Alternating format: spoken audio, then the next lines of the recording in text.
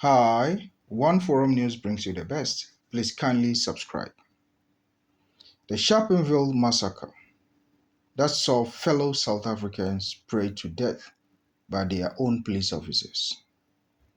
The Sharpeville Massacre occurred on 21st March 1960 at a police station in the township of Sharpeville in the then Transvaal province of the then Union of South Africa, that is today part of Gauteng. After demonstrating against anti-black pass laws, a crowd of about 7,000 black protesters went to the police station. Whether they were invited or not invited is still debatable, but they went to the police station to protest. Something that started as a usual protest ended up in a bloodbath as police opened fire on unarmed civilians. They were just civilians who decided to protest whatever law, that is the anti-black pass laws, that were enacted then. They were against it because it wasn't in their favor. But at the end, it turned to be a bloodbath. There were 249 victims in total, including 29 children, with 69 people killed and 180 injured. Some were shot in the back as they fled. What that means is they were even running away, not attacking the police, but they were gunned down. Meanwhile, even in times of wars, we have rules and regulations. If someone is surrendered or someone decides to surrender, you don't attack that person. If someone decides to lay down his or her arms in times of war, you don't shoot that person. If someone is hurt, you don't kill that person. But this is just about protests that went wrong. And people were fleeing away, but still they were gunned down or shot by their own police officers, which was so bad to be done. Because even in times of war, we have rules and regulations. This is just a protest that went wrong. Sharpeville was first built in 1943 to replace Topville, a nearby township that suffered overcrowding, where illnesses like pneumonia were widespread.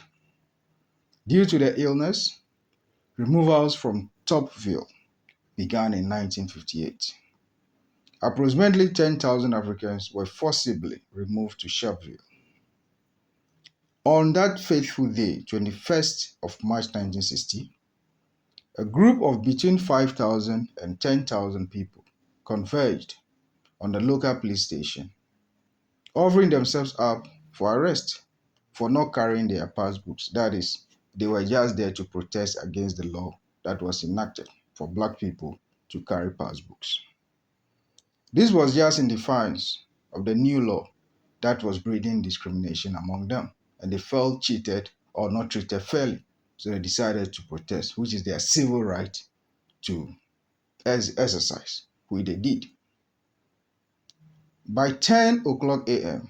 on that fateful day, a large crowd had gathered, and the atmosphere was initially peaceful and festive. You know, the youth, they take delight in just protesting, and they'll be cheerfully dancing and doing things just to make themselves happy. Fewer than 20 police officers were present in the station at the start of the protest because they were unarmed, so they saw them that they don't have anything to be afraid of. They are their own people protesting. Later, the crowd grew to about 20,000, and the mood was described as ugly, prompting about 130 police reinforcements, supported by 4 armored personnel carriers, to be rushed in. This is serious. The police were armed to the teeth with firearms, including submachine guns and heavy rifles. This is just an armed people protesting. No matter how dangerous they look, they are, or they were unarmed. F-86 subrajets and Harvard trainers approached to within 30 meters, that's above the ground, above the people, flying low over the crowd in an attempt to scare and scatter them away. But they stayed fast. As usual, the spirit of South Africa made them to be unperturbed over the helicopters or the plane flying over their heads. they were determined to register their protest.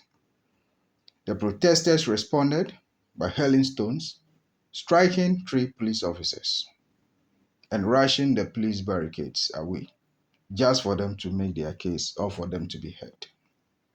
Police officers attempted using tear gas and other lower forces to control the crowd, but things got out of hands, and the police tried to arrest some of the protesters, and the crowd surged forward. The police began shooting shortly after killing many of their own citizens whose taxes were used in buying the very bullets that were used in killing them. The victims were later buried, and may their souls rest in perfect peace. Never again in the history of South Africa should they witness something as bad as this. Please kindly subscribe to this channel, One Forum News, for the best analysis on politics, crime, security, and historical facts. Kindly like and comment. Thank you.